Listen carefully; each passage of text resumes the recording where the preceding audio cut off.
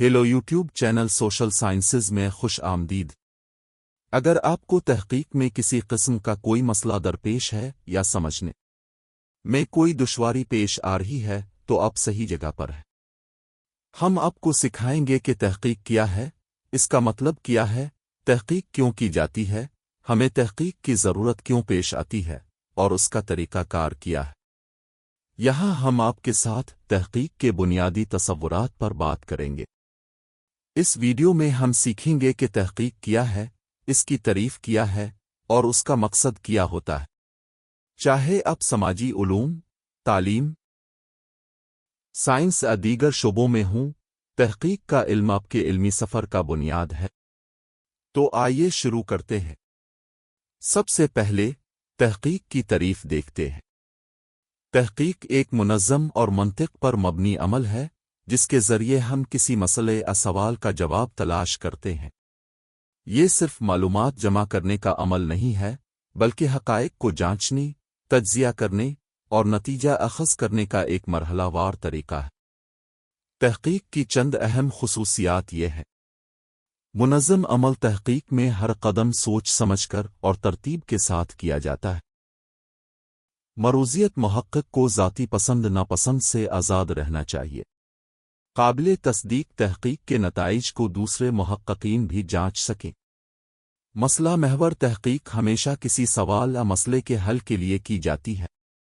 ایک عام تعریف کے مطابق تحقیق ایک منظم کوشش ہے جس کا مقصد علم میں اضافہ کرنا یا کسی مسئلے کا حل تلاش کرنا ہے۔ مثال کے طور پر، اگر آپ تعلیم میں طلباء کی کارکردگی اور اساتذہ کے تدریسی طریقوں کے تعلق پر تحقیق کر رہے ہیں تو آپ محض ڈیٹا جمع نہیں کر رہے بلکہ تجزیہ کر کے نیا علم پیدا کر رہے ہیں، اور یہ تحقیق کی نوعیت پر منحصر ہوتا ہے۔ اب ہم بات کرتے ہیں تحقیق کے مقصد کی۔ تحقیق کے کئی اہم مقاصد ہو سکتے ہیں۔ علم میں اضافہ، سب سے بڑا مقصد یہ ہے کہ ہم علم میں اضافہ کریں، نئے حقائق دریافت کریں یا پرانے نظریات کو بہتر سمجھیں۔ مسائل کا حل، تحقیق حقیقی دنیا کے مسائل کے حل میں مدد دیتی ہے، جیسے تعلیم، صحت، معاشیات اور سماجی ترقی۔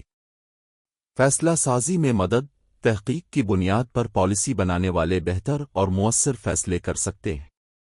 نظریات کی جانچ، تحقیق موجودہ نظریات یا مفروضات کی تصدیق یا تردید کے لیے کی جاتی ہے۔ مثال کے طور پر، فرض کریں کہ ایک یونیورسٹی طلباء کے مطالعے کے وقت اور کارکردگی کے تعلق پر تحقیق کرتی ہے۔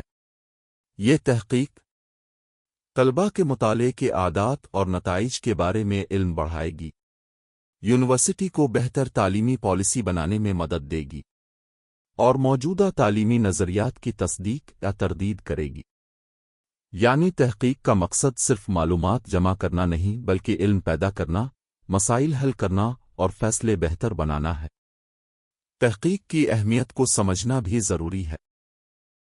یہ تعلیمی اور پیشہ ورانہ ترقی کے لیے لازمی ہے۔ یہ فیصلہ سازی اور پالیسی سازی میں معاون ہے۔ یہ ہمیں معلومات کی بنیاد پر سوچنے اور مسائل کا منطقی حل تلاش کرنے کی صلاحیت دیتی ہے۔ طلباء کے لیے تحقیق کا علم صرف ایک کورس نہیں بلکہ مستقبل کی علمی اور پیشہ ورانہ کامیابی کی بنیاد ہے۔ آج کے اس سبق میں ہم نے سیکھا کہ تحقیق کیا ہے، اس کی تعریف کیا ہے اور اس کا مقصد کیا ہے۔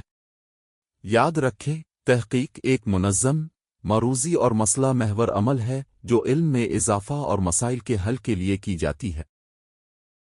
اگلی ویڈیو میں ہم تحقیق کے مختلف اقسام اور ان کے استعمال پر بات کریں گے۔